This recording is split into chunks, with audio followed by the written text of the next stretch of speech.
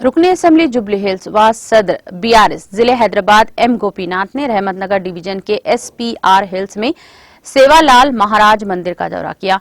रुकनी assembly की जानिब से सेवालाल महाराज की 284वीं यौम पैदाइश के मौके पर ताम का इंतजाम किया गया।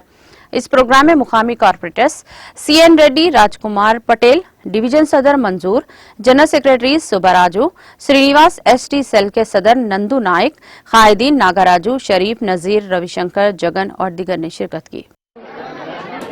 ఇక్కడ గుడి వచ్చేసి ఇంద్రానగర్లో ఉంది। సద్గురు శివలాల్ మహారాజ్ యొక్క 284వ జయంతి సందర్భంగా ఉదయం భోగ్ బండారం కార్యక్రమం స్టార్ట్ చేసి ఇక్కడి నుంచి వేలాదిగా ర్యాలీగా బయలుదేరి స్వామివారి ఊరేగింపు చేసుకొని తిరిగి మధ్యాహ్నం 2 గంటలు ఇక్కడ చేరుకొని ప్రత్యేకమైన పూజలు చేసి ఆ తర్వాత అన్నదానం కార్యక్రమం స్టార్ట్ చేశారు।